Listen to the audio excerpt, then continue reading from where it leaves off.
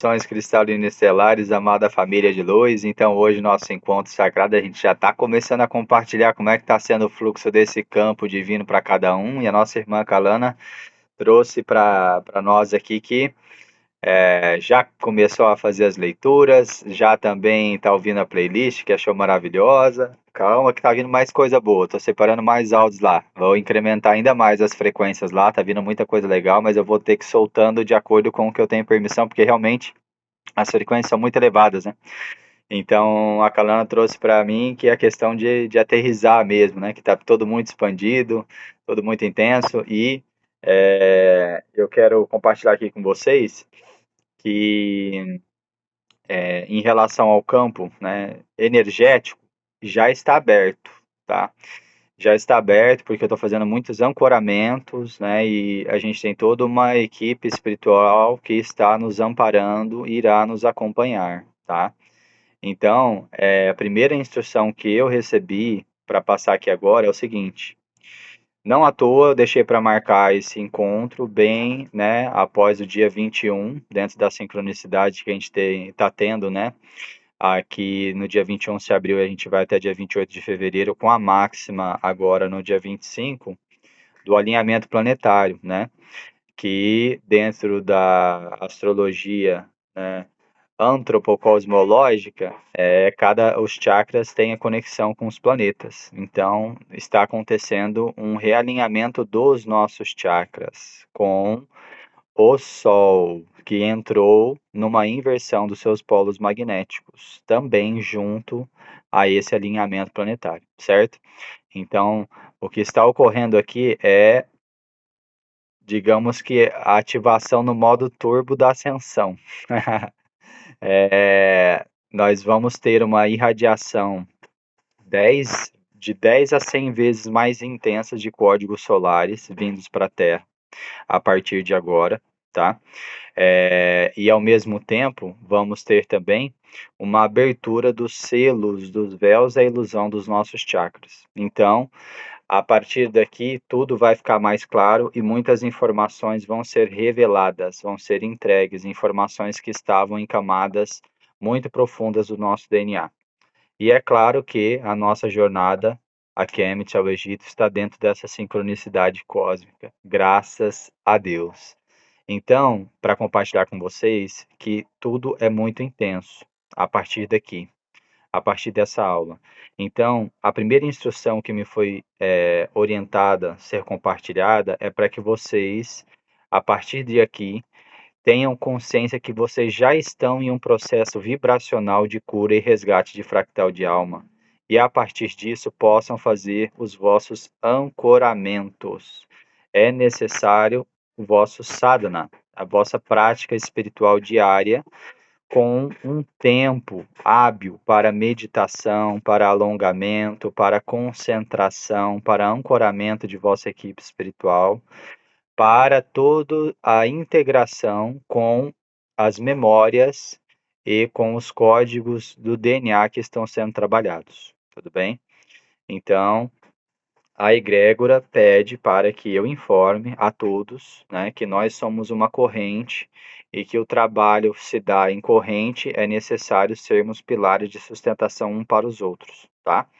Então, desde aqui também informo que aqueles que tiverem visões, intuições, acessarem campos de informação, estou aqui em plena abertura de coração para receber o vosso compartilhamento e também passar as leituras, as orientações daquilo que está se movimentando no campo, tá?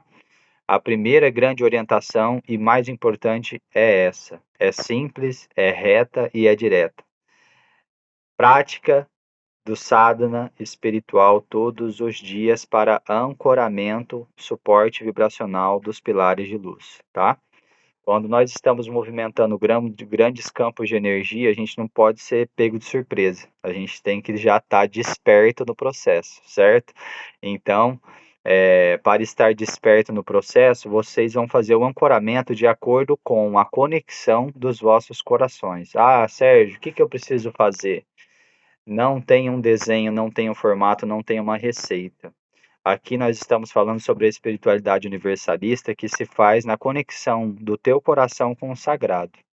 Então, se dentro da conexão do teu coração é uma caminhada na natureza, é um banho de cachoeira, é um banho de mar, se dentro da tua conexão é uma prática de mantras, é uma prática de yoga, se dentro da sua conexão é uma meditação com os cristais, se dentro da sua conexão é o cheiro de um incenso, é uma visualização, é uma frequência de música, é aí. Esse é o ponto. Se dentro da tua conexão é visualizar o sol nascente, é aí.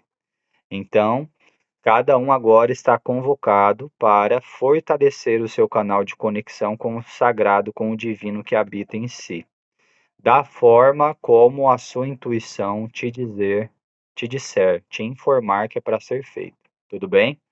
Todo mundo compreendeu essa primeira orientação, tá? Isso vai fazer com que facilite o processo de integração das vibrações energéticas que vocês estão já recebendo das equipes de cura que estão nos acompanhando. Tudo bem? Faz sentido, família? Então, a Vânia levantou a mão. Queres compartilhar alguma coisa, Vânia? Eu queria saber se tem algum horário específico, mas você falou que é para seguir a intuição, né? É, e outra coisa, se o rapé tá liberado.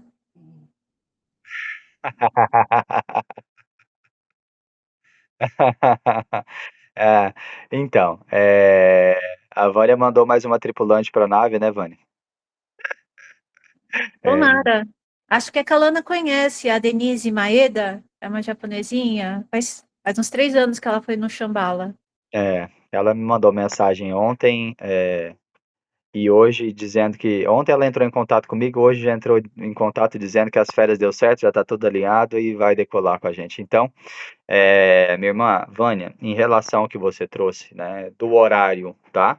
Também não tem um desenho. Por exemplo, dentro de algumas conexões, se eu quero facilitar a conexão com uma energia da hierarquia solar, por exemplo, na força de São Miguel, eu busco a conexão com o primeiro raio do sol, que é a luz de São Miguel, o primeiro raio solar, aquele que vem iluminar e clarear tudo, que traz aquele despertar da vida, do dia. Então, essa é a conexão que eu busco, com o primeiro raio do sol, receber a luz do sol mesmo na madrugada, né, no amanhecer, na aurora, né? Então, é, se eu quero buscar essa conexão, eu busco aí. Se eu quero já aí, é uma outra conexão com as equipes estelares, que é uma frequência mais do silêncio, da noite, é uma meditação mais lunar, entende? Então aqui o que está em jogo não é o horário, é a presença divina e a conexão, tá? Então, a partir da intenção que tu tens, né, e também da sua vida, da sua organização pessoal, da sua rotina, do seu dia a dia, vocês podem se organizar no horário que couber para vocês e não precisa ser o mesmo horário todos os dias, tá? Pode fazer no pino do meio-dia num dia, de manhã no outro, ou à noite no outro, não tem problema. A questão é separar, né, como uma prioridade, tá? Um momento no seu dia que seja meia hora, mas pelo menos meia hora, tá? Para que vocês possam fazer uma sadhana, então uma prática de conexão com a sua espiritualidade, com a sua hierarquia, sem formato, sem desenho, mas que seja dedicado a essa viagem, a essa jornada aos campos que estão aí se apresentando, tá? Esse é a primeira instrução, é a mais simples. Depois, esse tempinho de meia hora que vocês estão reservando por dia, aí sim vai entrar uma prática de uma respiração que eu vou ensinar. Aí vai entrar uma outra prática com cristais que eu vou passar para vocês. Então, isso vai se complexificar, né, conforme a gente for se aproximando. Nesse momento, eu preciso que vocês simplesmente criem isso como uma disciplina, tá? Uma disciplina diária de 30 minutos dedicado para a conexão espiritual, ao ancoramento do processo da nossa jornada nessa intenção divina, tá? Tudo bem? Ok? Certo. Agradeço, né, pelo compromisso com vocês mesmos, né? Porque é aquilo, né, que eu já falei e vou falar de novo. É, uma cura um despertar, uma ascensão, não é fruto de um milagre, é fruto de um merecimento. E o merecimento é uma entrega e é uma disciplina e é uma disposição. Então, quando a gente se compromete com as nossas práticas, quando a gente realmente de nós para nós mesmos se esforça, se dedica, vai atrás, é o espectro de abertura do merecimento que nós vamos fazer o mergulho mais profundo naquilo que a gente tem para descobrir, naquilo que a gente tem para despertar, naquilo que a gente tem para receber do plano espiritual, certo? Então aí fica, né, no chamado de cada um, mais ciente de que todos nós vamos fazer a jornada, mas se nós nos dedicarmos de verdade, de coração, de corpo, alma, espírito, aí a profundidade com que essa jornada é feita, a multidimensionalidade com que ela já está ocorrendo, fica cada vez mais claro e mais intenso para nós, tudo bem? E eu quero que de verdade isto seja profundamente transformador para todos nós. Por isso estou aqui já orientando que realmente vocês se dediquem aí um tempinho por dia, né, meia horinha, para suas práticas pessoais, tá? Tudo bem?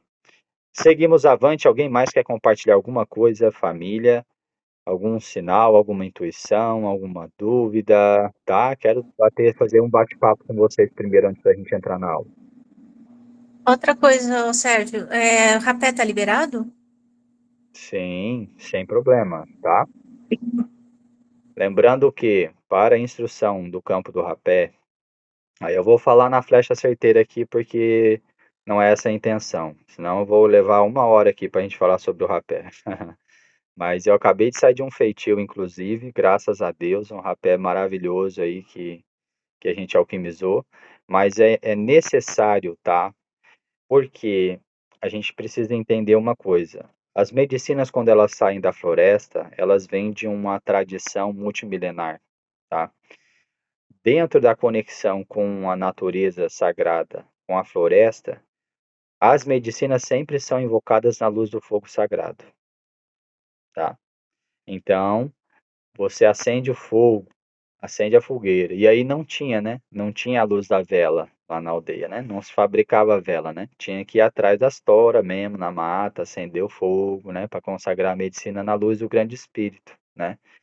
Então, quando a gente sai da raiz da tradição e vem para a cidade, onde tudo é feito de qualquer jeito, e está cheio de campo vibracional, de forma pensamento, de miasma, de seres obsessores, de almas penando por aí, e você abre um campo de expansão com qualquer medicina que seja fora da guarnição, você não vai tomar nada além de um pau que às vezes pode não ser percebido na hora, mas depois é um acidente, mas depois é um vício, mas depois é uma doença, mas depois é outra coisa que é gerada, tá? Então, para a consagração do rapé, invocação da vela, do fogo sagrado, invocação do seu altar, para que você peça permissão para esse espírito, que é um espírito vivo da natureza. E a gente tem que tratar com essa honra, né? Para invocar esse espírito na luz do nosso altar, na luz da nossa presença, invocar essa permissão para abrir esse espaço de conexão com essa sagrada medicina, com esse espírito, para abrir esse espaço curandeiro, né? E aí sim, a gente oferta essa intenção para o nosso altar, para a nossa vela, faz o nosso ancoramento, pede permissão para o rapé, se assopra, não é se assoprar conversando, não. Não é se assoprar falando com o outro na bagunça, achando que é qualquer coisa, não é parar, né? Sentir, conectar, receber, se abrir, deixar ele atuar no seu campo vibracional em silêncio, ao respeito, né? É você sentir a vibração que está sendo operada, trabalhada em você no plano sutil, para receber esse espírito. E aí sim, com tudo trabalhado, conectado, integrado, é rezar a permissão para fechar o espaço curandeiro. Porque uma medicina que é consagrada fora da ritualística, ela fica sem guarda. Ela é aberta, sem um início e não é fechada, ela fica solta. E aonde é solto, agrega energia que vem de fora. Então, nessa conexão do que eu estou passando aqui, na simplicidade, né, do ponto de vista assim mais simples que eu consigo trazer sem a gente aprofundar em muitas coisas, em muitas questões, É plantar a intenção e consagrar na luz da consciência dentro de um portal de cura, tá? Com início, meio e fim, para que seja guarnecido todo o processo de expansão que essa medicina traz e das curas que ela nos proporciona. Tudo bem? Caetano estendeu a mão. Sou eu. Ah, Tudo bem, Sérgio? beleza, minha sagrada irmã. Boa noite. Tô aqui também, tô aqui Vou também. tentar aqui. É porque Beleza, como a Caí. gente tá junto, a gente economiza, usa só um celular, né? Sérgio, eu tenho uma pergunta aqui que é bem importante, é se a gente vai poder levar o cachimbo junto nessa viagem e também o tabaco, porque, né, a gente sabe que a gente a gente está sempre cachimbando, né? Essa tribo é uma tribo xamânica, uma tribo diferente. Então, assim, eu vou compartilhar com vocês das experiências que eu tenho já dos aeroportos internacionais pelos quais eu passei. A gente pode levar o cachimbo, não tem problema nenhum, né, em relação aos aeroportos. Então, é só, assim, dentro da mala, colocar ele embaladinho no meio das roupas ali, para ficar protegido também, né, e para não gerar nenhum incômodo em relação ao translado, né. Agora, a grande questão é em relação aos hotéis ou aos pontos de força onde a gente vai ter permissão de consagrar esse cachimbo, tudo bem? Mas Sim, isso não é agora que a gente vai saber.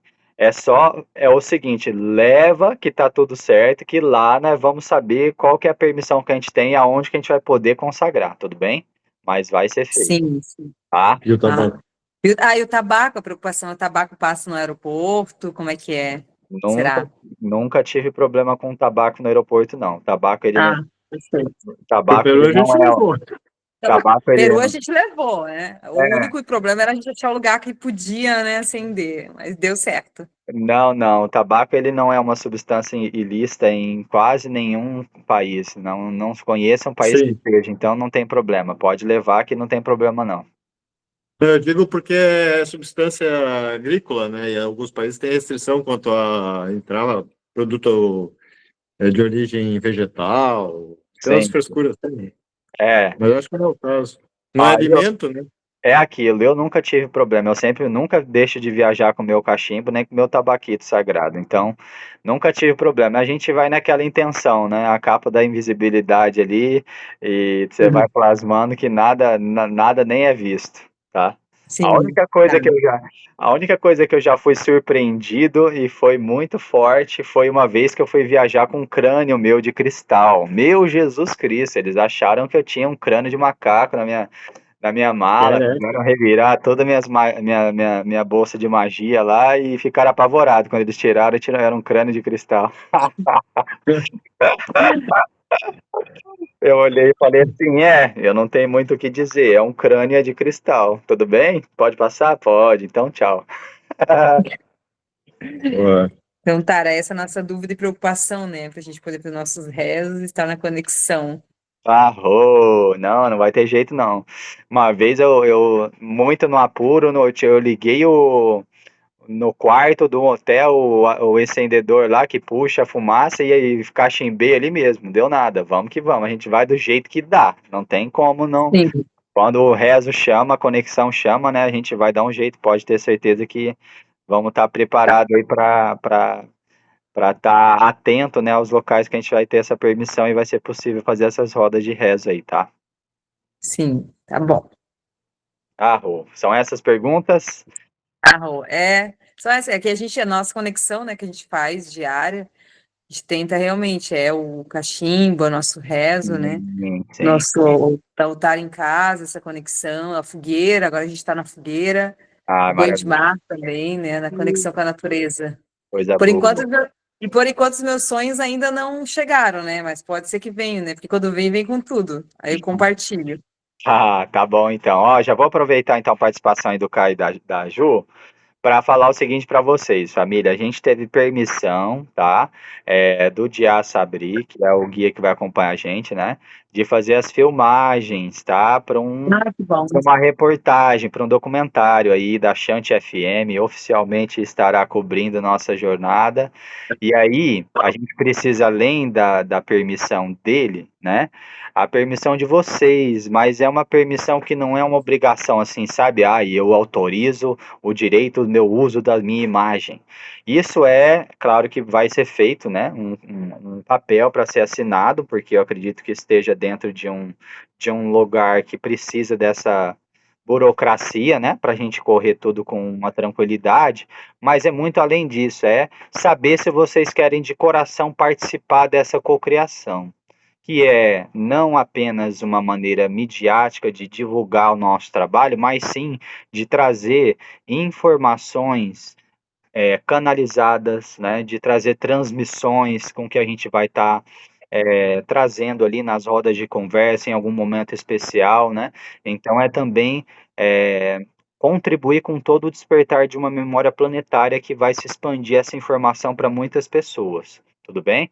Então o chamado não é simplesmente para ceder o seu direito de imagem dentro de uma viagem, mas sim é para participar, né, dentro de uma reportagem, de um mini documentário que vai veicular informações de despertar da consciência, né, e de códigos de ativação da memória, da relembrança humana aqui na Terra, tudo bem?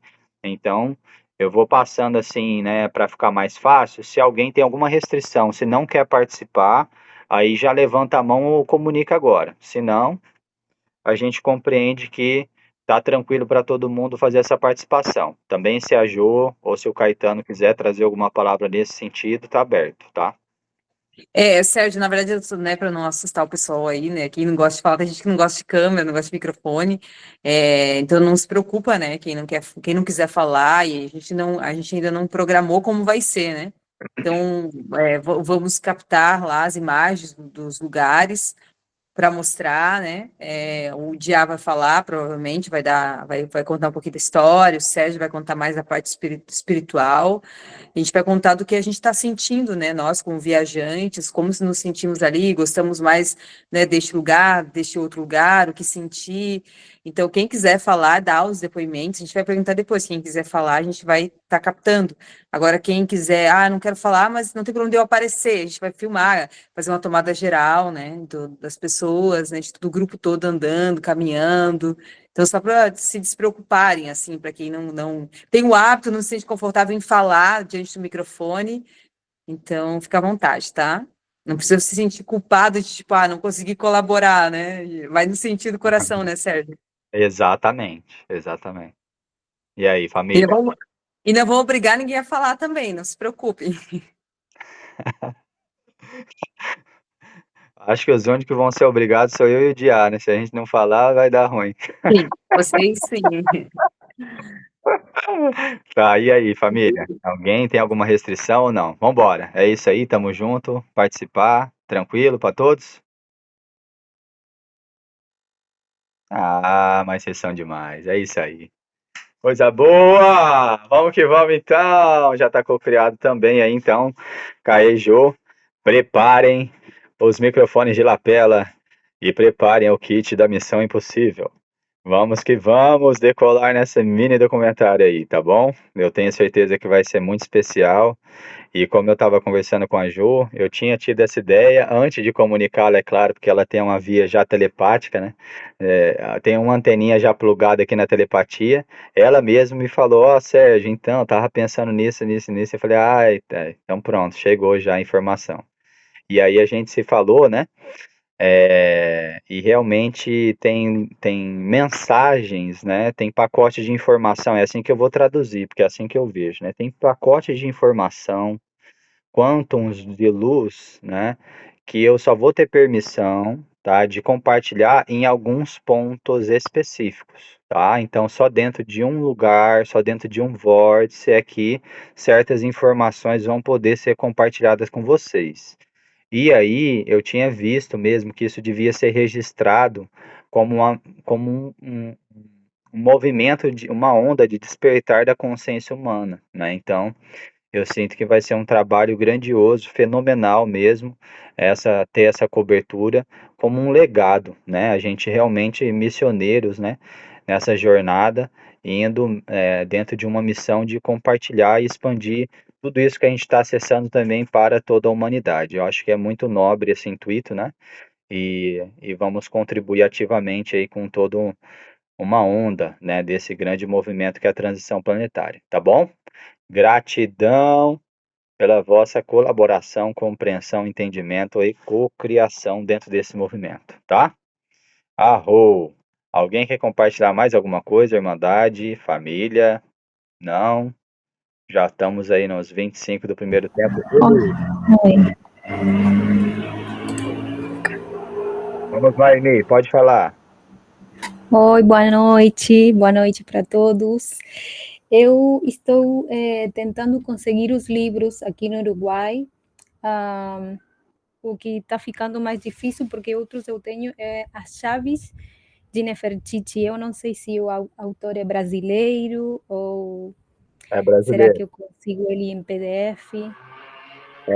É brasileira, sim, tá? Se você, ele tem disponível, primeiramente, saudações à irmã Emília, ela tá vindo do Uruguai, família. Vamos ter um Uruguai aí no nosso comboio, na nossa jornada. É uma grande irmã de alma, eu quero saudar a tua presença aqui conosco, tá bom, amada?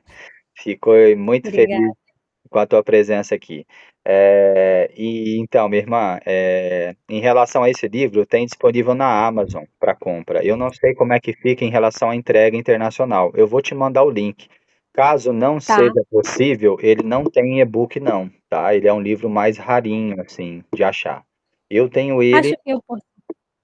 eu tenho ele físico. Caso você não encontre, não tenha disponível para receber aí no Uruguai, fica tranquila que eu vou levar ele na viagem, eu te empresto para você ir lendo nos dias lá que a gente estiver pela jornada, tá bom?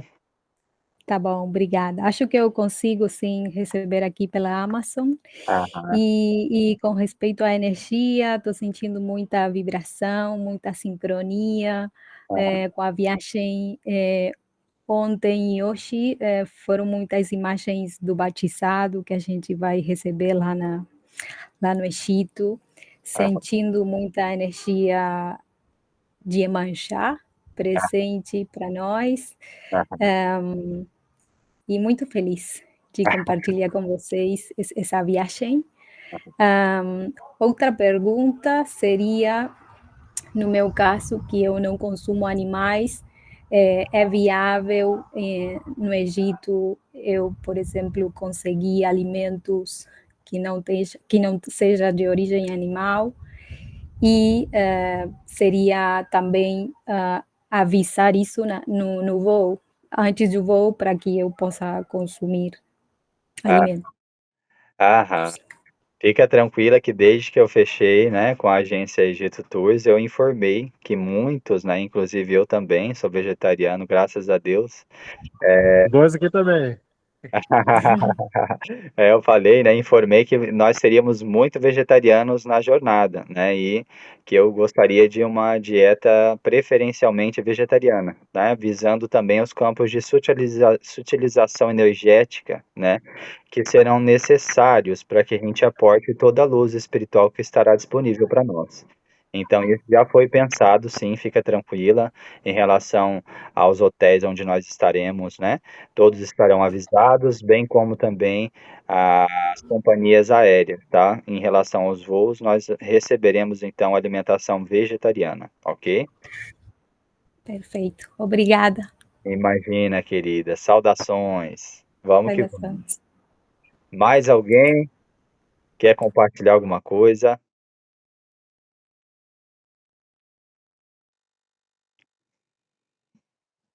Então vamos que vamos, vou começar aqui a transmissão da aula. Família, na simplicidade são pinceladas, tá? Eu tô me segurando, na verdade, porque tem muitas informações. É um campo todo, né, que eu preciso compartilhar com vocês, mas eu tive que me segurar de verdade, né? porque não é para esse campo aqui da internet, do celular, é para um outro campo, é olho no olho, é respiração junto, é numa informação de roda, de grupo, em presença, né, que eu tenho permissão de trazer algumas informações mais aprofundadas. Então, hoje o que a gente vai fazer é trazer uma pincelada sobre alguns temas que eu quero despertar curiosidade para que vocês pesquisem, para que vocês mesmos cheguem em conclusões pessoais, né, para já ir começar a movimentar o campo energético das informações que aí sim, em presença, em comunhão, a gente vai ter a possibilidade de não somente compartilhar, mas também podermos digamos que aprofundarmos uns com os outros, porque cada um, né, é uma peça importante do quebra-cabeça, e é na unificação, né, dos pontos de vista e das reflexões pessoais de cada um que a gente vai chegar, a completar as peças do quebra-cabeça, tá bom? Então vamos lá. Vocês estão conseguindo enxergar os slides, família? Uma pergunta, tá dando para ver aí? Responde por áudio para mim, tá? Que eu, a partir de agora, eu não vou conseguir visualizar você. Sua câmera está fechada. Tá fechado porque eu tô fazendo pelo Google Meets e quando eu coloco para transmitir a minha tela, a minha câmera fecha, tá? Não dá para sintonizar os dois ao mesmo tempo. Ou eu transmito os slides ou a minha cara. Eu sei que eu sou muito bonito, mas os slides estão mais caprichados dessa vez, tá? Brincadeiras à parte, seguimos então a transmissão. Não exagera, né? Pode deixar que no final, para não ficar desaparecido, eu abro a minha câmera e fecho os slides, tá? Mas agora eu quero dar essa preferência ao conteúdo aqui. Tá bom, Ângela? Eu não estou vendo os slides, não. Tá só um S Opa, escrito Eu Sérgio. também não estou vendo. opa. Espera aí, então. Então não funcionou. Estou colocando aqui na minha tela, deixa eu ver. Ninguém tá conseguindo ver os slides? Não tá aparecendo para ninguém? Quem tá conseguindo ver? Não, nada. Quando você iniciou a transmissão, estava a tela do seu celular. Depois entrou agora você mesmo, né? Só que sem foto e saiu a transmissão. Tá, deixa eu voltar aqui então de novo.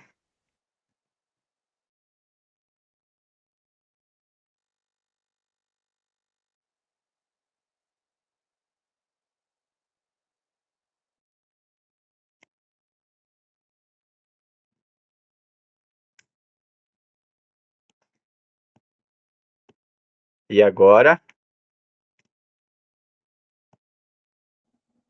Ainda não. Ai, ai, ai.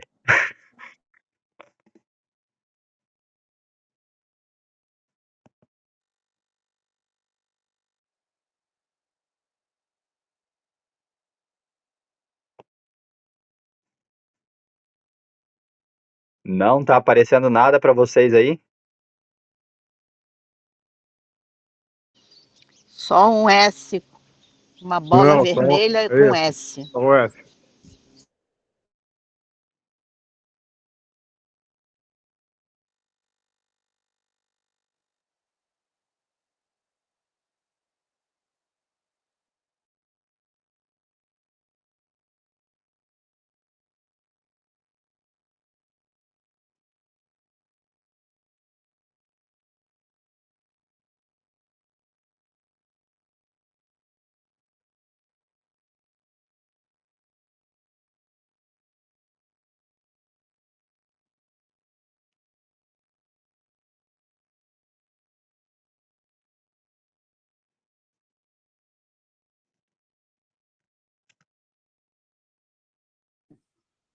Agora sim, Deu o slide? deu. Sim. Ah, ufa. Vamos lá então. Continua mostrando? Sim, sim. Sim, sim. Maravilha. Então vamos lá, família. Nossa missão hoje é bem simples. porém bem profunda. A nossa missão é a compreensão, tá, das conexões interdimensionais, culturais, espirituais, energéticas e conscienciais entre diversas culturas, que são Atlante e Kemética e Anunnaki, tá? Então a intersecção que nós vamos fazer hoje é entre os Anunnaki, entre os Atlantes e entre o povo de Kemet, os antigos egípcios, tá? Buscando então compreender como que o final da Era Atlante, com a sua submersão, né, no continente que nós hoje conhecemos como continente Atlântico, fez então com que houvesse uma diáspora para outros territórios, originando então outras civilizações. Mas agora a nossa missão é compreender como isso está conectado, tá, o fim da Atlântida, também com os Anunnaki, tá? E como que isso então vai reverberar dentro do que nós conhecemos como o Egito pré-dinástico, tá? Antes das dinastias faraônicas. Então nós estamos aqui trazendo a elucidação de alguns fatos que corroboram com sincronicidades, né, daquelas informações que foram perdidas devido a fatos também que nós iremos trazer aqui e compartilhar com vocês. Então, o mistério das origens do Antigo Egito. Aqui nós temos então algumas fotos que remetem às chamadas tábuas sumérias, tá? Que são tábuas que foram encontradas em sítios arqueológicos na região da Mesopotâmia, tá? Entre o rio Tigres e Eufrates. E a partir destas fotografias, nós podemos observar uma quantidade de simbologia bastante interessante, né? Então, nessa primeira foto eu quero destacar aqui para vocês, né, essa construção, né, que parece uma mesa com alguns seres em cima, né? Na verdade, uma nave, né? Então, também outras simbologias, né, que remetem à própria expansão da luz através de orbes, através de astros, e como isso foi retratado já desde os tempos primordiais, desde os primórdios da civilização humana, tá? Também quero trazer para vocês essa presença de divindades metade humanas, metades animais, né? E da próprio processo também de criação da árvore da vida, do DNA da raça humana, dessa estrutura primordial de codificação genética dos códigos rúnicos, das programações, né, que fazem parte do alfabeto do código genético do DNA, tá? Então, a influência dos Anunnakis dentro da criação da civilização humana é algo que vem sendo destacado por vários autores, e eu quero trazer aqui para vocês algumas informações, porque também tem muita desinformação, para que a gente possa chegar em reflexões juntos, tá? Então, primeira coisa, em relação aos Anunnakis, quem eles são? Então, muito se fala que os Anunnakis foram seres extraterrestres, né? Mas isso é sutilmente uma falta de uma compreensão, tá? Porque os Anunnakis, eles já partem de um pressuposto de um desdobramento de uma linhagem de Anu que vem de Nibiru, tá? Então, não é que os Anunnakis, eles são seres das estrelas. Na verdade, quem vieram das estrelas foram uma linhagem nibiruana de Anu, tá? Anu sendo chamado, né, o deus Pai Céu, né? E que, como esses seres chamavam a Terra. Então, os Anunnaki é exatamente o encontro desse Pai Celestial com essa Mãe Terra. Então, Anunnaki, na verdade, era o nome dos descendentes da linhagem dos nibiruanos, tá? Mas que já estavam, então, aqui no planeta Terra. Então, se a gente vai remeter, né, a nossa fala simplesmente à linhagem estelar, aí a gente vai falar, então, que os nibiruanos, né, a linhagem de Anu nibiruana, é que se desdobrou, então, do planeta Nibiru, e, então, em busca da sua expansão imperialista, do ouro que era necessário, né, para a correção da eclíptica, da órbita eletrogravítica, né, do seu planeta, eles vêm então ao nosso planeta em busca do nosso ouro, tá? E aí sim, chegando aqui, né, na região que hoje nós conhecemos como Mesopotâmia, né, entre o rio Tigres e Eufrates, no que antigamente, no tempo da Suméria, ficou conhecido como Edim, depois Babilônia, depois Terra de Ur, né, Caminho Sagrado de Ur, é ali então que esses seres aportam. E a partir daquele ponto, e de outros concomitantemente, que vêm do Vale do Indo e também do Vale Fértil do Nilo, tá?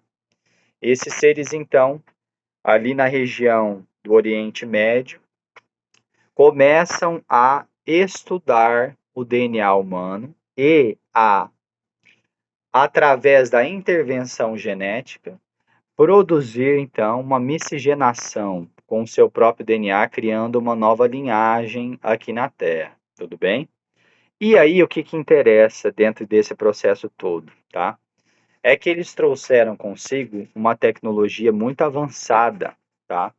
Que, dentro da conexão com aquelas terminologias que podem ser conhecidas com vocês, muitas delas estão relacionadas com a chamada energia Vril, tá? Que tem muita conexão com tudo que aconteceu lá no Egito e na Atlântida. Então, para vocês entenderem algo importante nesse momento, e nós estamos aqui juntando peças do quebra-cabeça, né? Quando os Anunnaki chegam na Terra, através de Nibiru e de toda essa linhagem de Anu, para semear essa humanidade escravocrata, né, que já vem nascida para trabalhar nos campos de mineração de ouro, devido aos seus próprios interesses de expansão imperialista, nós estamos em quinta dimensão na Era Atlante, ok? E o que acontece é uma grande disputa dos próprios irmãos que pertenciam a essas castas, Enki e Enlil, tá? Dentro desta disputa, Enki sai então dessa região da Mesopotâmia e vai de encontro aos Atlantes e convive junto com os seus seguidores em ilhas que hoje são conhecidas como as Ilhas das Bermudas, tá? Aonde fica aquela região ali próximo do Triângulo das Bermudas, né? E aonde também nós temos a conexão com a pirâmide de cristal Atlante que está submersa naquela região, né, muito misteriosa, onde somem navios, aviões, onde as bússolas tremem todas, perdem o norte magnético, né? Então, ali na região do Triângulo das Bermudas é que está, então, submersa a grande pirâmide de cristal de quartzo Atlante de Poseida, que foi a última ilha a afundar e que era a sua capital, a cidade Esmeraldina, tá? Então, dentro desse processo dos Anunnaki, o que acontece é que Enki, ele é sublocado, ele é acolhido pelas comunidades atlantes dentro das suas ilhas, devido à perseguição e devido ao plano de Enlil tomado pelo poder, né, de extermínio, então, da própria raça que foi criada, porque eles, então, estavam começando a acessar conhecimentos, e a intenção de Enki era exatamente despertar a divindade criadora desses seres que foram criados então. E eles, a partir dessa disserção, né, de intenções, tiveram então um conflito bélico e teve essa fuga de Enki para as terras atlantes. E o conflito bélico não parou, não. Os próprios atlantes, e aí é outro gradiente de informação que eu vou trazer para vocês, a própria civilização atlante, concomitantemente, de forma sincrônica, estava no final da sua era de ouro, iniciando seu processo de receber a transmigração das almas do sistema de Capela, os capelinos, que, ao mesmo tempo que os nibiruanos, né, deixaram seu orbe em busca da sua expansão imperialista, pois a sua sociedade estava ruindo, em Capela também o risco de extinção em massa e de extermínio planetário. Esses irmãos tiveram a permissão de serem acolhidos pela hierarquia espiritual terrestre para a sua reeducação da sua alma, e encarnaram massivamente na Atlântida.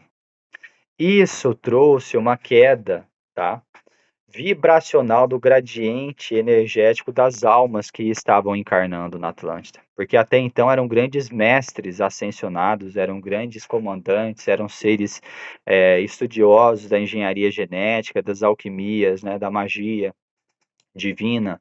Então, quando na Atlântida começa a transmigração das almas do sistema de Capela, nós temos então a queda no nível coletivo, né, da frequência das almas que estavam encarnando ali, e o início das escolas de magia e mistérios para a educação, né, dessas almas que começaram a aportar no planeta. Ao mesmo tempo, então, essa disputa entre Enki e Enlil, que coloca, então, Enki para sair dessas terras originárias, né, da onde havia aportado a sua colônia, e ir para o acolhimento em terras atlantes. Mas, porém, todavia, contudo, o abuso da tecnologia da energia vril, tanto por Enki como por Enlil, como pelos atlantes, trouxeram grande catástrofe, conhecida como o dilúvio. E isso está narrado até mesmo na Bíblia, tá? Então, o grande dilúvio, que data no final da Era Glacial, a última Era Glacial aqui da Terra, data de 20 mil anos antes de Cristo até cerca de 11 mil anos antes de Cristo. Então, no final da Era Glacial, nós vamos ter, concomitantemente a esse período, ali por volta de 11.000, 10.500 anos antes de Cristo, essa grande dissipação de energias que distorcem, né, um campo eletromagnético da Terra e que são disparadas, né, para confrontos bélicos entre esses povos que estavam relacionados então com toda a continuação do que seria o futuro da civilização humana, da raça humana aqui na Terra. E o que acontece?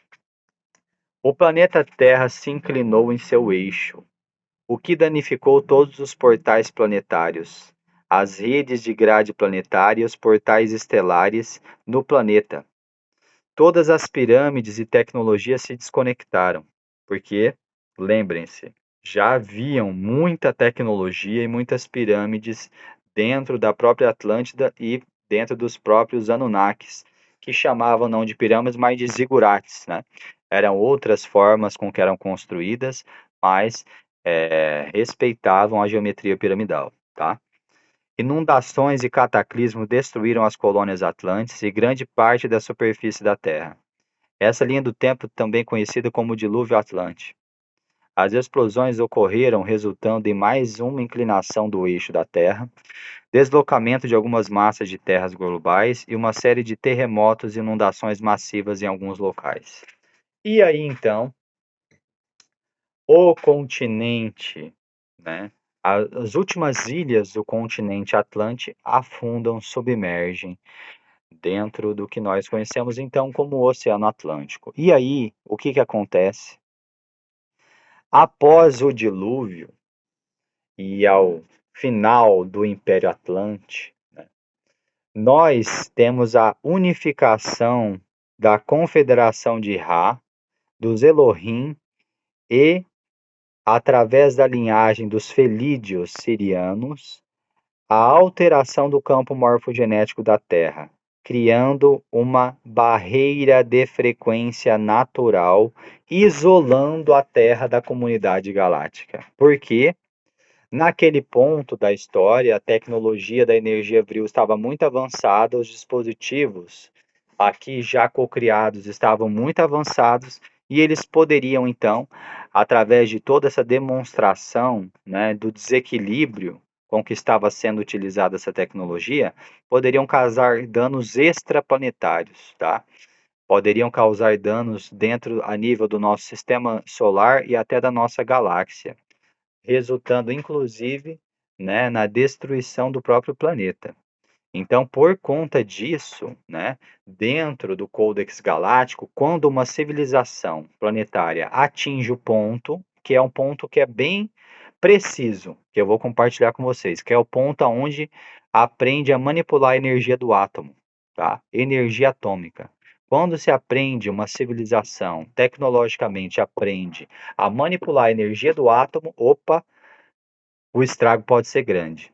Então aí toda a hierarquia supervisiona esse processo. Se acontece o que aconteceu aqui na Terra, que é uma grande catástrofe que tem consequências climáticas e de dizimação planetária, existe o que nós chamamos de quarentena, tá? Aonde então os irmãos estelares, junto às suas tecnologias das naves, trazem barreiras de frequência para isolar conscientemente e energeticamente aquele planeta até que um novo ciclo aconteça e essa barreira de frequência seja baixada e esse planeta seja novamente, né, reacomodado junto à comunidade galáctica. Tudo bem? Então, com essa queda de consciência da humanidade de quinta dimensão, Tara, para Terra, terceira dimensão, a humanidade, então, perde a conexão com as 12 camadas do seu DNA, tá? Isso é o que eu posso compartilhar aqui. Saiba que vocês vão receber informações mais profundas em locais, inclusive, que têm diretamente relação com isso. Mas o que eu posso compartilhar agora é isso, tá? Então, nessa causada por manipulação de energia tecnologicamente atômica Vril, todo esse desequilíbrio climático, essa dizimação e a queda do Império Atlante, né, traz como consequência, então, o isolamento da própria Terra numa barreira de frequência. A Terra fica em quarentena.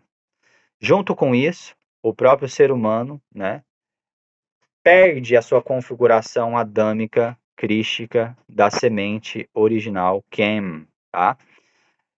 Então, experiencia essa densidade material apenas conectado às primeiras duas camadas físicas do seu DNA. O que, por desdobramento, lhe dá a conexão energética com, principalmente ou predominantemente, dois vórtices, dois chakras, que é o primeiro e o segundo chakra, ou seja, o instinto de sobrevivência e a reprodução. Alguns ainda preservando a preponderância do plexo solar, mas o poder pelo poder, não um centro de poder universal, mas ali o poder egocentrado, tá? Então, majoritariamente nos últimos ciclos de 13 mil anos aí, nós temos uma humanidade que funciona e opera principalmente a partir do primeiro, segundo e terceiro chakra. É muita dominação, é muita guerra, muita disputa, é uma sexualidade distorcida, é uma sobrevivência de disputa, de competição, né? Então, isso foi intencionalmente realizado de acordo com um programa que eu também não tenho permissão de falar o nome, mas que envolve seres não confederados e toda uma força involutiva que adentra através de um buraco negro, né, as camadas energéticas aqui da Terra, por conta das nossas próprias ações, como filhos da Terra, né, que criamos guerra, que criamos morte, que criamos toda uma realidade distorcida, né, através de formas de pensamento e de vibrações das nossas emoções que não estavam em ressonância com a consciência da unidade. Então é aberta uma brecha, um buraco por onde forças involutivas adentram, né? E aí tomam conta até hoje, né, do que a gente conhece aí como o governo oculto ou as forças que estão por trás de toda a manipulação e escravidão da consciência humana, certo? Então, família, esse fenômeno, tá, que está narrado na Bíblia e em tantas outras culturas como o dilúvio Atlante, tá? Como consequência, ele tem simplesmente o que a gente traz como o início do aprisionamento na roda de Sansara, o início também do conselho kármico, o início também dos véus da ilusão, da separação. Então, essa barreira de frequência, ela é uma barreira eletromagnética mesmo, que traz, então, já que todo o saber, né, levou a um poder distorcido, então agora é o esquecimento, né? É o não saber das suas memórias estelares, das tecnologias, da própria história humana, é todo um véu de esquecimento que é colocado nessa queda de consciência. E os próprios 5 sentidos que regem, né, esse software divino que é o nosso ego, esse sistema operacional, né, e o nosso eu superior, agora se dividem e se separam. Nós perdemos, então, nosso relacionamento direto com as comunidades galácticas multidimensionais das quais fazemos parte. E perdemos, então, a própria lembrança das nossas origens galácticas e estelares. Tudo bem? Seguimos. O que acontece após o dilúvio? Ó, em que, junto ao seu conselho e junto aos seus seguidores, sai, então, das ilhas da qual fazia parte, junto com outros sacerdotes atlantes, e fazem uma rota até chegar ao que nós conhecemos especificamente no delta do Nilo como a cidade de Ábidos, que é claro que está inclusa no nosso roteiro. Nós iremos até essa cidade, que é a cidade mais antiga do Egito, tá? Tem um templo lá. Primeiro, essa é a antiga Meca, tá? É a antiga Meca. Assim como Meca, a Meca é hoje, né, fonte de peregrinação para milhares e milhões de fiéis, essa era a Meca do Egito, Ábidos. Era a cidade mais sagrada para os egípcios, né? Através do qual todos peregrinavam para chegar até lá, porque era uma cidade dedicada ao deus Osíris, tá? Inclusive no templo de Ábidos, atrás do templo de Ábidos, que é um templo que nós iremos estar presentes, existe uma construção chamada Osirion, no qual está gravada, não se sabe como, nem através do que, gravada nas paredes do templo de Osirion, a flor da vida, o holograma da flor da vida mais antigo da Terra. Tá? Então nós iremos até lá. E esse ponto exato, tá, em Ábidos, é onde chega então essa caravana aí, Atlante, né? Que também estava aí junto com toda a sua história que concerne aos primórdios e a origem da intervenção de raças alienígenas no DNA do Homo sapiens sapiens. Tudo bem? Então aí, o que acontece? O que eles encontram, né? Lá em Ábidos. Primeiro que eles fazem a construção do Osirion, né? E dentro dessa construção tem um mistério muito grande que eu não vou também abrir muito aqui agora, mas uma construção subterrânea que era subaquática. Quando o Nilo enchia, vários pilares ficavam submersos, uma água, né? E esse templo possuía uma conexão direta com as colônias atlantes e com toda a herança atlante, tá? Então, a herança atlante vem após o dilúvio para o delta do Nilo, ali se instalar, tá? E dentro da conexão com a continuidade da herança atlante, se estabelece então, em primeiro lugar, a Esfinge e a Grande Pirâmide, tá? A gente vai observar isso de perto, mas se vocês forem ver as formas de construção dos templos e as pirâmides e a Esfinge, vocês vão observar que é diferente. É diferente porque, por exemplo, dentro das pirâmides não se tem hieróglifos, não se era condecorado com cenas, com hieróglifos, é de outro tempo, é uma tecnologia mais ancestral, né? Então, a datação, né, da própria Esfinge corrobora com milhares e milhares de anos antes do qual é datada a egiptologia hoje em dia, tá? Então, a própria cidade de Ábidos, né, o templo de Ábidos, ele é datado de cerca de 1500 anos antes de Cristo, mas foi encontrado, então, Osírion, atrás do templo de Sete I, e que é datado aí, essa construção de cerca de 7 a 8 mil anos antes de Cristo. E dentro das pesquisas recentes feitas por certos pesquisadores, se chegou à conclusão, então, de que a Esfinge tem grandes marcas de erosões causadas por chuvas, não por vento e pela areia, como é comumente falado. E através dessa pesquisa, se foi, então, compreendendo que as marcas de erosão na Esfinge sugerem exposição a chuvas intensas, algo que não seria comum no clima desértico atual do Egito, mas sim há um tempo que condiz com a era glacial e condiz com o pós-dilúvio, aonde o deserto do Saara não era um deserto, mas era um manancial cheio de vegetação rica e abundante.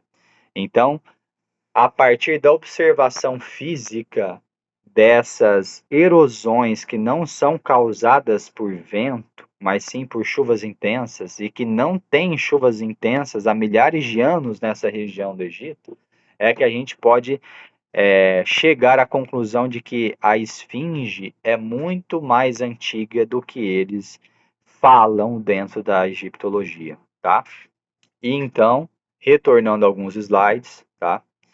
Nós temos, através dessa transmigração dos Atlantes junto com os Nibiru-anos, representados pela linhagem de Enki, Anu, a origem de Kemet. Gravem bem esse nome, Kemet, não Egito. A Egiptos é o nome grego dessa terra, mas antes dos gregos dominarem e chegarem, invadirem esse território, muita história, muita cultura e muita coisa já havia acontecido. Inclusive, nós estamos aqui para resgatar esse grande dano que nós causamos a toda a comunidade negra, a raça negra, ao povo preto aqui nessa terra, né? Então, nós temos uma dívida histórica gigante com o povo preto aqui na Terra, com a raça negra. Por quê? Porque dentro desta chegada, né, essa transmigração, então, dos Atlantes para esse território do Vale Fértil, a instalação em Ábidos, a origem, a semeadura das primeiras cidades, a semeadura da pirâmide, da Esfinge, né?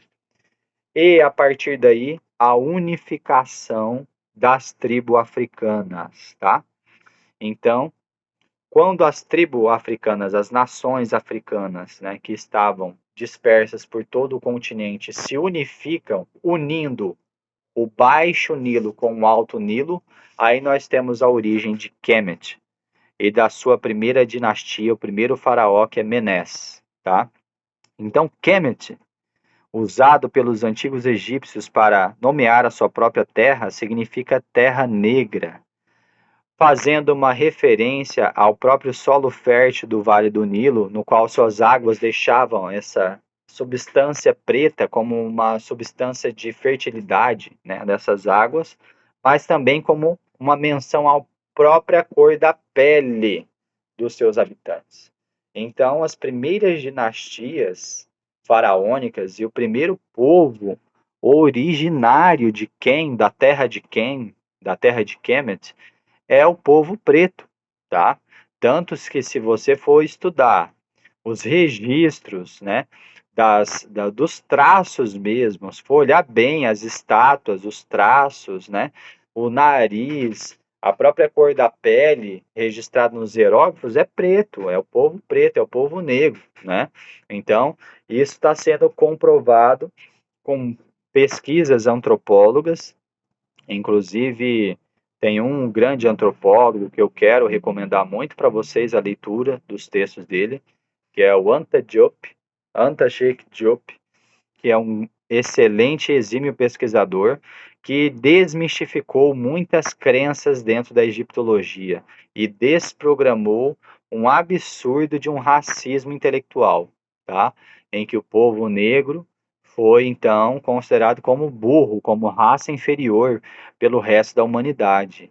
Mas de verdade é o povo que construiu as pirâmides, é o povo que é fonte da física, da química, da matemática, da biologia, da astrologia, de muitos mistérios das escolas iniciáticas.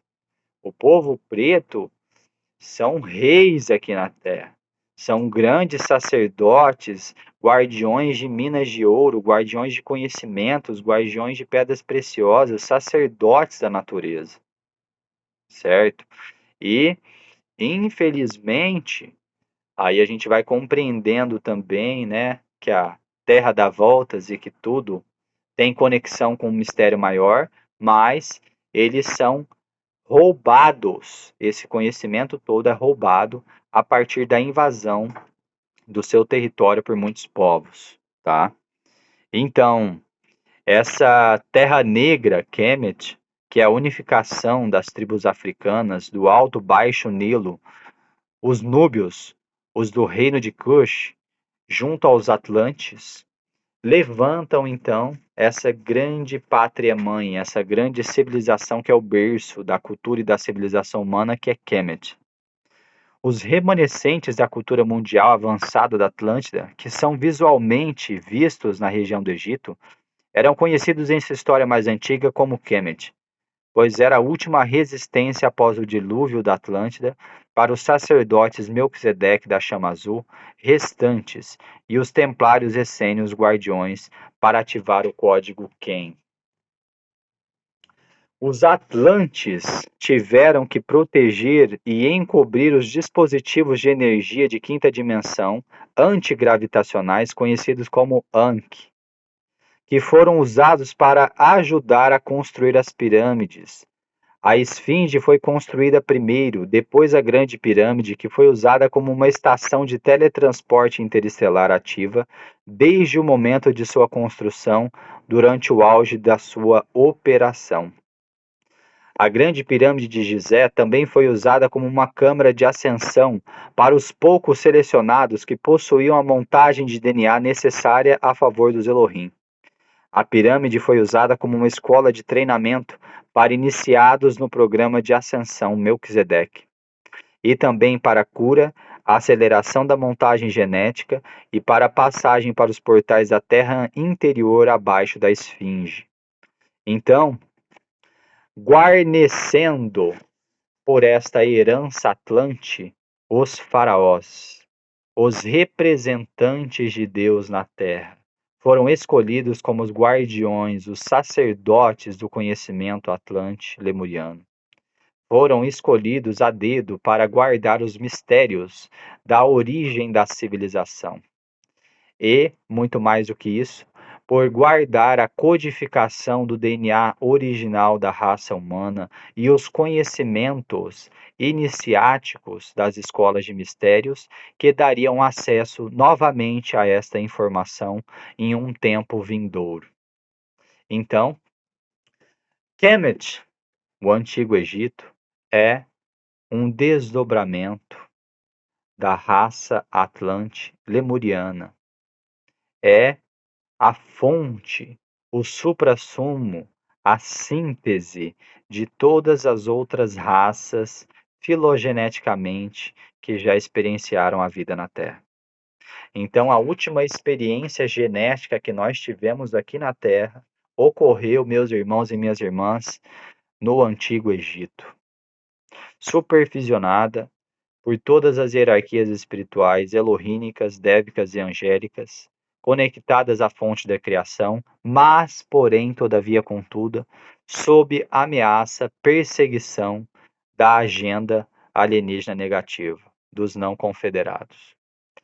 Grandes perseguições e infiltrações levaram e fizeram com que todo um projeto, toda uma proposta tivesse as suas vias de fato completamente prejudicadas para o aprisionamento e a escravidão da consciência humana. Então, relembrar e recordar é viver, né? E essa é uma história que concerne a todos nós. Então, quando a gente fala em Kemet, quando a gente traz as informações de tudo isso que eu trouxe para vocês, a gente tem que compreender aonde tudo se encontra e o porquê de tudo. Então, a energia vril, praticada já pelos Atlantes, pelos Anunnaki, era uma forma de inverter os polos magnéticos do átomo através de dispositivos quânticos que eram diapasões, através de sons e frequências, se invertia os polos magnéticos e, a partir disso, tinha um controle total de uma levitação, né, de um transporte de objetos e manipulação da energia telúrica de Gaia. Eles usaram de uma forma muito avançada, tá? Muito avançada mesmo, a tecnologia piramidal cristal, inclusive produzindo obeliscos, né, monólitos, como antenas receptoras e propagadoras de várias formas de energia natural, pois naquele momento, naquele tempo, a energia elétrica não existia. A única forma de energia era a energia cristal. E essa energia cristal, quando estudada em sua geometria, em sua astrofísica, ela possibilita e permite a anulação da força da gravidade. Então, o tempo e o espaço, né, simplesmente se tornam relativos perante o que você pode fazer com a manipulação da energia da tecnologia cristalina aqui nesse planeta. E eles trouxeram, então, toda essa herança para o Vale Fértil do Nilo, para originar uma civilização que tinha como missão ancorar e guarnecer pelos mistérios das origens da humanidade, pelo que havia acontecido com as civilizações pré-diluvianas e por toda a história dos akashas planetários. Tudo bem? Até aqui, tudo certo, família? Estão compreendendo o que eu estou trazendo? Tá? Estou tentando trazer de uma forma pincelada, de uma forma simples, né? Eu sei que é muita informação, né? E na verdade eu gostaria de compartilhar muito mais coisas, mas como eu disse, né? Eu estou me segurando, porque eu realmente não tenho permissão ainda de compartilhar tudo o que preciso, tá?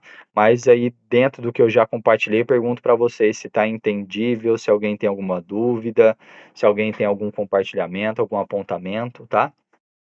Fiquem à vontade. Tudo tranquilo. Eu só lembro que na Netflix tem um documentário que fala justamente disso, do dilúvio, que é um fenômeno mundial e presente em várias culturas de várias partes do mundo. Bem isso aí. Maravilha. E eu lembro da época que eu levitava, que eu voava. Então, sinto saudade, agora tá dureza. Ah, é. Ok, mais alguém, família?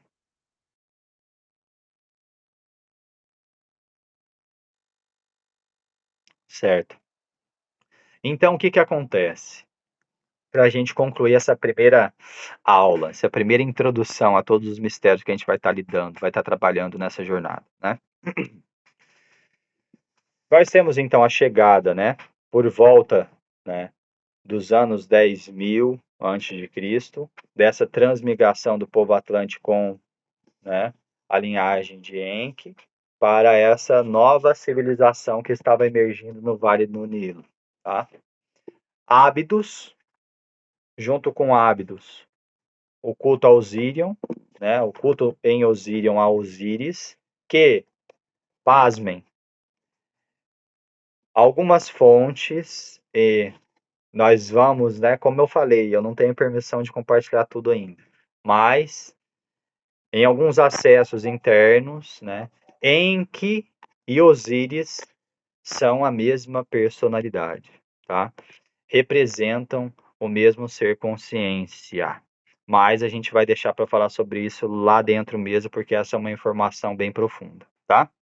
Então, esse culto a Osíris e essa conexão com o legado da Atlântida através da pirâmide e através da esfinge e de toda a hierarquia lumínica que sustentou esse processo de transmigração para a preservação da herança atlântica, é então unificada em Kemet, através das dinastias faraônicas. Então, após milhares de anos, nós temos a primeira dinastia faraônica, por volta de 4.500 a.C., o primeiro faraó, Menés, e, a partir daí, o início das construções dos templos, das cidades, de toda a expansão do que é o Império Quemético, tá?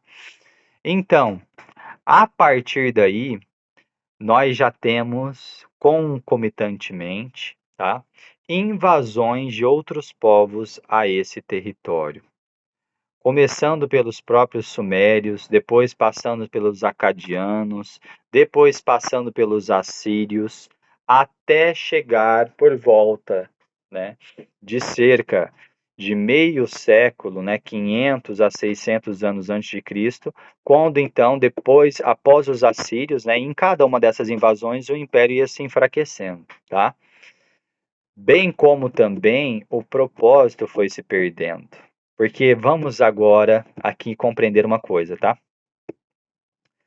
Na origem, né, da intervenção, então, dos Anunnaki no Homo sapiens sapiens, a produção de uma raça escrava para mineração do ouro, certo?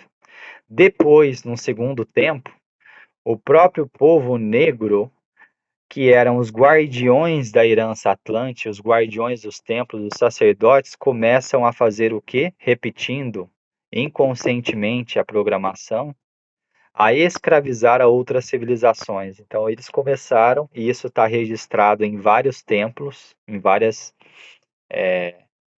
hieróglifos e cenas nos templos, a escravização, tá? Comprovada também por antropólogos, a escravização de outras tribos humanas pelos próprios povo quemético. Então, eles mesmos começam a escravizar outros povos, né? Tanto que depois a gente tem, nos próprios estudos da Bíblia, né, as diásporas e toda uma fuga de um povo que era escravizado no Antigo Egito, né? Então, karmicamente, isso remete a algo muito antigo, né? Que vem da escravidão pela mineração do ouro, depois pela própria escravidão do próprio povo preto, das outras raças, e agora, né, numa linha de tempo mais atual, a própria escravização do povo negro. Então, isso está repetindo karmicamente uma história muito antiga, que agora a gente vai começando a compreender como isso está conectado e está ligado com o próprio cativeiro da própria humanidade na sua origem, a escravidão pelas forças não confederadas da civilização humana, pela manipulação e por esse aprisionamento dentro de uma ilusão holográfica consciencial, né, que nos distancia da nossa divindade interior, certo? Então aí, como eu vos falei, depois de várias invasões, esse território, esse império vai perdendo força, ao mesmo tempo que vai se desvirtuando em seu propósito, porque de novo, muita sabedoria, muito poder, muita magia, muito conhecimento, muitas compreensões do cosmos, muita tecnologia ancestral, né? Então, vai se desvirtuando o propósito e vai se perdendo, ao mesmo tempo que as invasões vão acontecendo, que a própria escravidão do homem pelo homem vai tomando conta, próprios governos injustos, própria queda dos faraós, que tinham todo um poder, estavam na ponta da pirâmide das castas, né? E acabaram sendo ludibriados por esse poder de governar, infelizmente, né? Então isso vai enfraquecendo as linhagens faraônicas, isso vai enfraquecendo a união entre o povo, isso vai trazendo uma série de consequências energéticas que acabam por abrir portas para que invasões ocorram. E essas invasões, como já falei, são de sumerianos, são de acadianos, são de assirianos, né? Os assírios. E então, por volta de 600 a 500 anos antes de Cristo, os gregos, mais precisamente Alexandre o Grande, que tinha como mentor um grande nome, que eu não vou falar agora para vocês, mas que é muito conhecido como um grande filósofo, matemático, geômetra, mas que aprende então os seus conhecimentos com os sacerdotes queméticos, os sacerdotes egípcios, né? E a própria Grécia, então, denomina esse território como a Egiptos e o domina e subjuga os irmãos queméticos ao seu próprio bel prazer, copiando não somente o seu conhecimento, dentro do que ficou conhecido como a Biblioteca de Alexandria. Então, Alexandre o Grande, quando chega no Egito, o Império Helenístico transmuta a sua própria capital da Grécia para o Egito, nem em Alexandria, tá?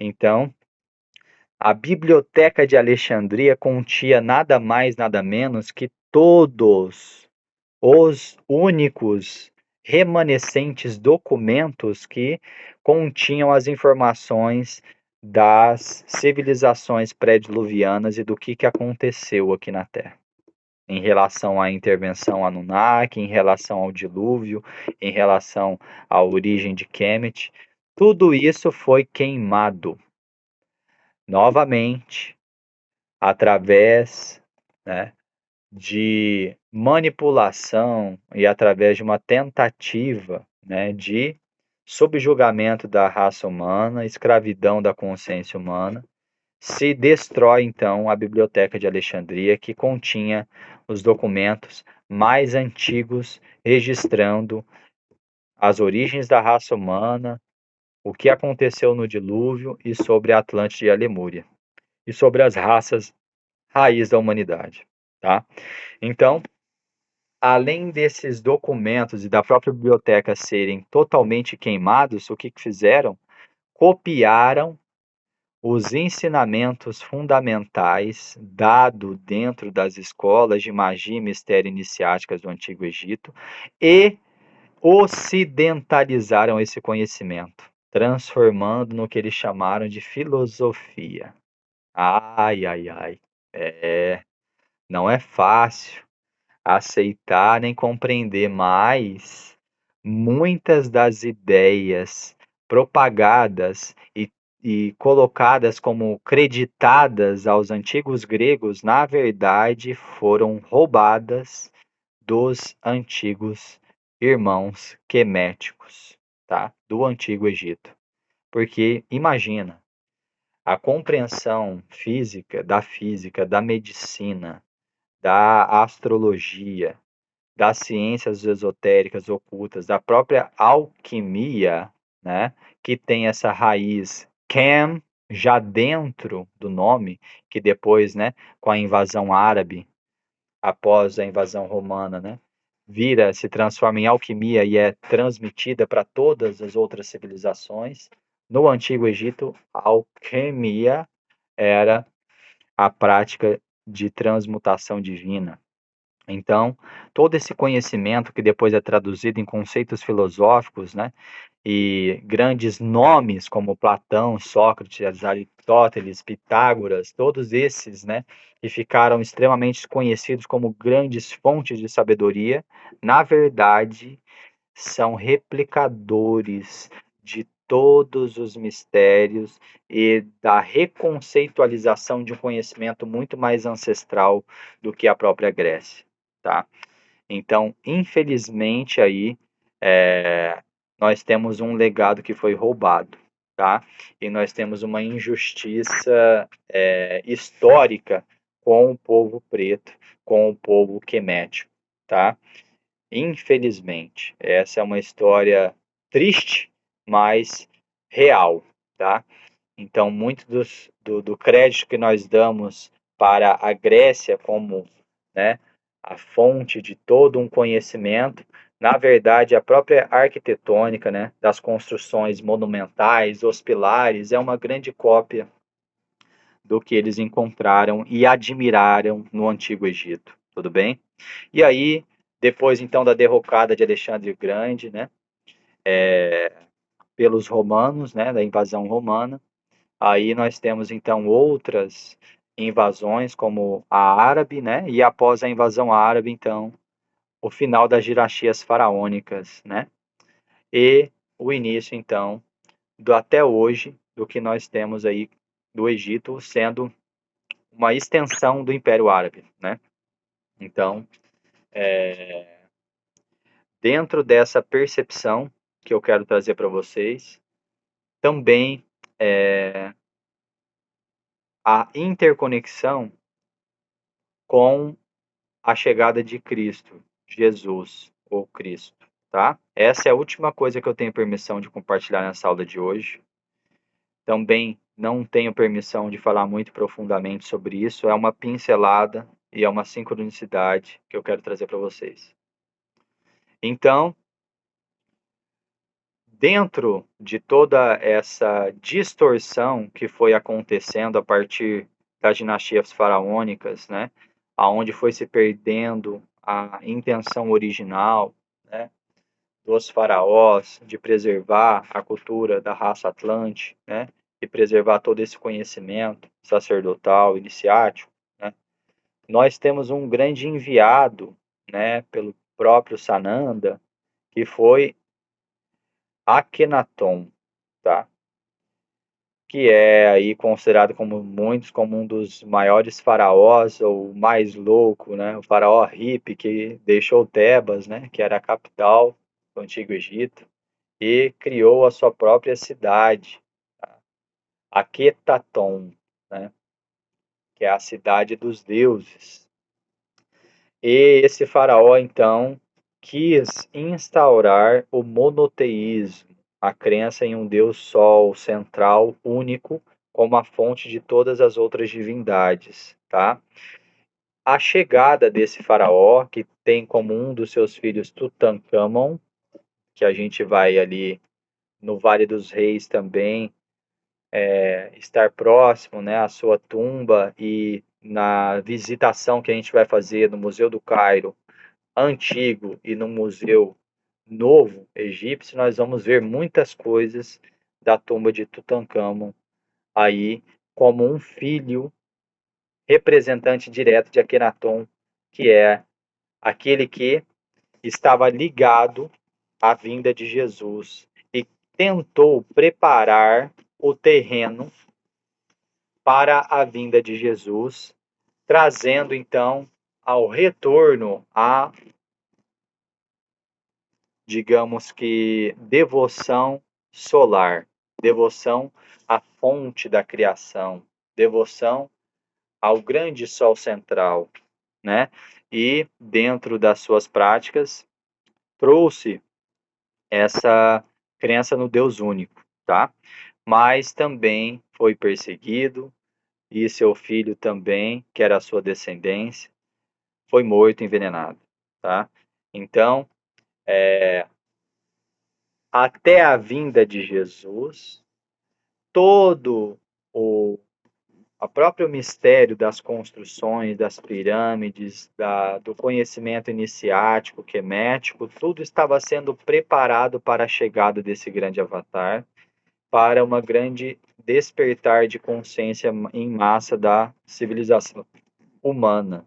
Por conta da intervenção dos seres não confederados e de toda essa própria queda de consciência, né, falta de integridade, de coerência dessas lideranças, né, que foram testadas pelo poder, né?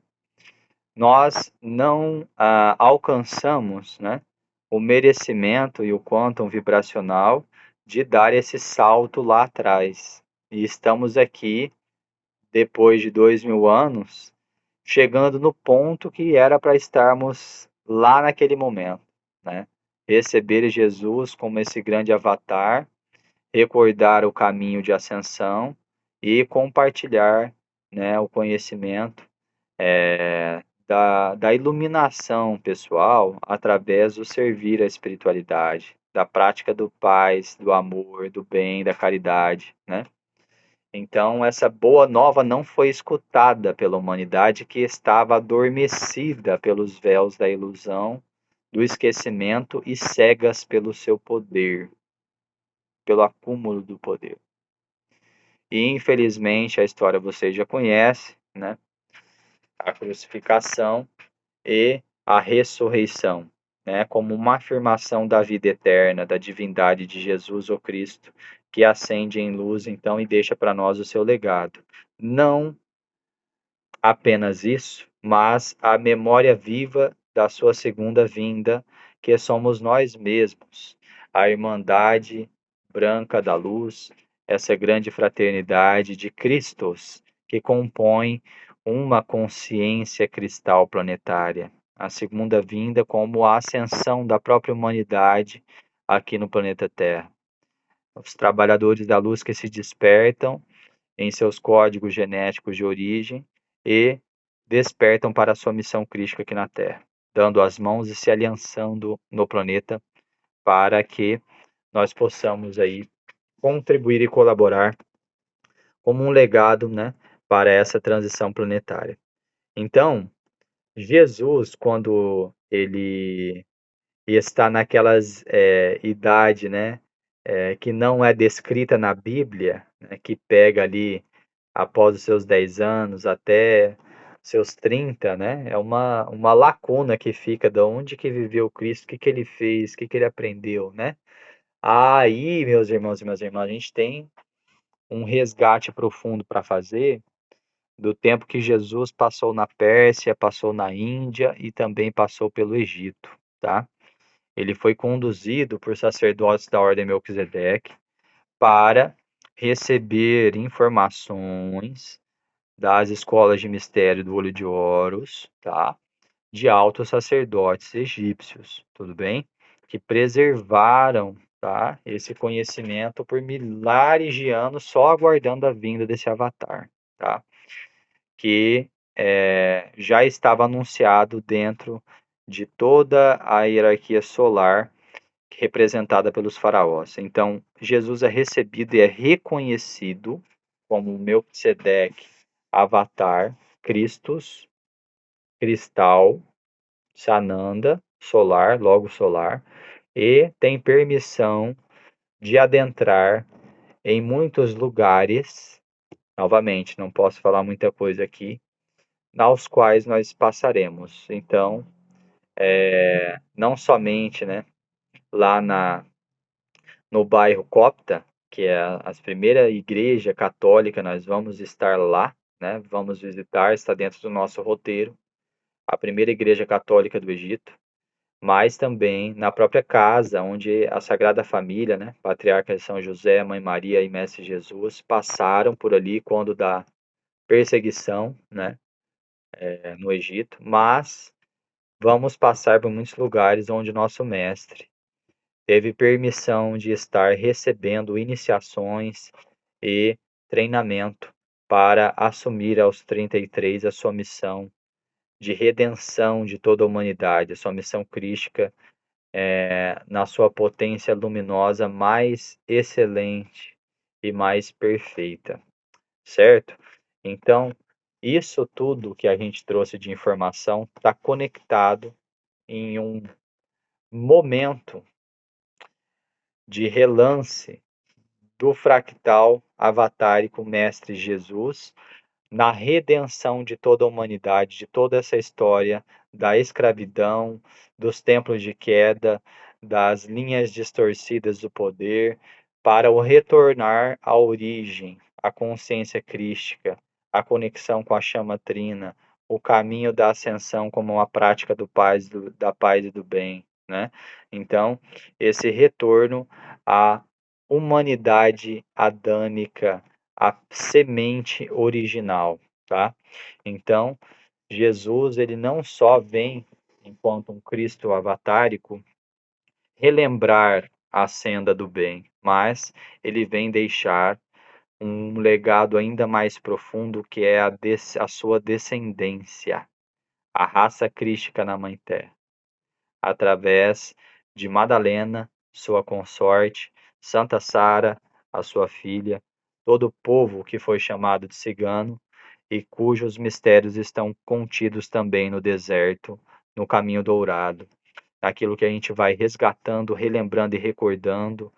A partir daí se desdobrem muitos mistérios do Santo Graal, dos cavaleiros da Tábua Redonda, de Rei Arthur, de toda a descendência de Davi e Salomão. Aí são muitos mistérios que, como eu disse, não tenho permissão de compartilhar aqui agora, mas nós tocaremos nesses fractais dentro dessa jornada. Meus irmãos e minhas irmãs, é até aqui que eu vou hoje, porque eu sinto que a gente já deu uma esticada boa nos neurônios aí, né? Nessa inter-relação de toda essa conexão aí da Atlântida, dos Anunnaki, dos Queméticos, do que isso tem a ver com a Grécia, com a Roma, com o Ocidente, com a escravidão, com a queda de consciência, com a vinda de Jesus, né? Então, acredito humildemente que a gente possa ter tocado, né?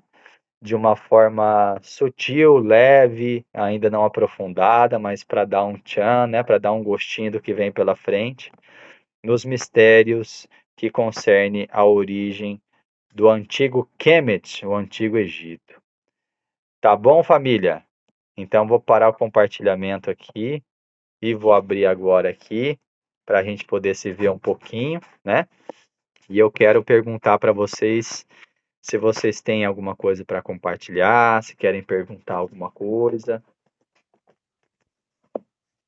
Eu quero. A próxima é amanhã, que horas? Olha, Ai, ai.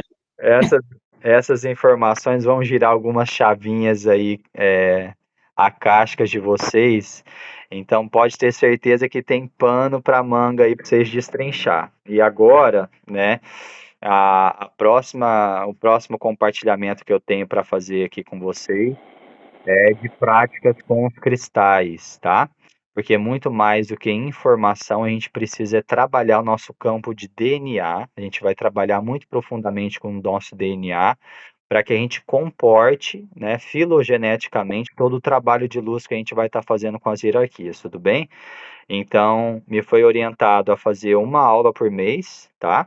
Uma prática de meditação coletiva na luz da lua cheia, que lembrem-se, nós vamos fazer essa prática de meditação coletiva nessa lua nova em Aquário que está chegando, tá? Esse mês vai ser aí. E orientar vocês aí com a literatura, com a bibliografia, com as práticas dos cristais, tudo bem? Mas estou aqui aberto a escutar da espiritualidade se for necessário mais que uma transmissão mensal de aula, a fazer também, pode ter certeza, tá? Mais alguém? Gostaria de falar, me Ah, permita. claro, Emílio, por favor. Muito boa a sua exposição, seu raciocínio e tal, né? Só que é um tema muito complexo, né?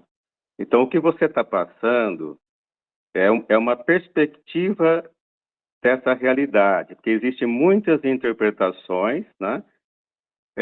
Algumas obscuras, algumas que nós ainda aqui nessa etapa da nossa evolução ainda não temos condições de compreender. Futuras gerações vão poder adentrar mais a isso, né? Quando houver essa maior expansão de consciência, uma evolução num grau mais elevado, né? Então, é uma visão, né? É uma perspectiva. Existem outras perspectivas para se analisar esses dados também, né? Então, se alguém achar uma outra informação diferente, para não se assustar, porque existem 3, 4, 5 formas de ver essa mesma coisa que você colocou aqui com focos diferentes. Tá bom? Eu, se fosse falar sobre isso, falaria de uma outra maneira muito diferente, né? Mas isso é importante porque é uma riqueza grande que a gente tem também, né? E é importante a gente ter discernimento, né? De acolher aquilo que ressoa no coração de cada um, né? Acho que isso é importante. Isso, com certeza. Eu quero lembrar vocês o que eu disse, né? Que é um ponto de vista, né? E que então a união dos nossos pontos de vista é o que interessa para a gente compor cada peça do quebra-cabeça se encaixando, né? Então, dentro dessa visão e dessa percepção, tudo que eu falo, e aí já tomam como um pressuposto, é que eu não sou o dono da verdade universal, né? É dentro de uma conexão, né? E dentro de uma Nem a verdade. transmissão. E aí, a partir disso, realmente, aquilo que ressoa, né, no coração de vocês, a informação que chega e vibra no seu campo, né, que você possa se nutrir e se alimentar. E aquilo que não ressoa, aquilo que, né, é um fragmento que ressoa e que faz parte de uma visão que você possa vir a ter, é assim que a gente está nessa intenção somente de compartilhar, né, não de ser o dono da razão, tudo bem? Arro. Beleza. Quem mais quer compartilhar alguma coisa, Irmandade?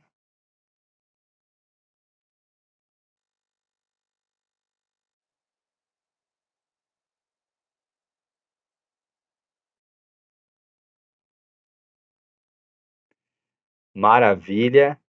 Então, eu vou deixar para compartilhar com vocês na semana que vem as instruções sobre os cristais, sobre as práticas com os cristais, tá? Porque muito mais do que, como eu disse, né? Muito mais do que informação, a gente precisa trabalhar o nosso DNA para que vocês mesmos tenham a sua experiência sobre tudo isso, para que vocês mesmos possam despertar de dentro de vocês essas memórias, né? Muito mais do que ler, do que ver vídeo, ver filme, isso tem que vir de dentro, tá? Então, as informações verdadeiramente acásticas, muitas delas você não vai acessar fora, porque está muito distorcido. Tem que vir de dentro do seu próprio acesso, da sua própria percepção. E para isso a gente precisa realmente fazer um trabalho no nosso DNA energético para que a gente possa desbloquear essas informações, tá? Então, o que eu vou pedir para vocês desde agora, e que é muito importante, não vou passar a instrução da prática, mas já vou passar em relação ao cristal, tá? Eu vou pegar aqui para mostrar para vocês, um minuto.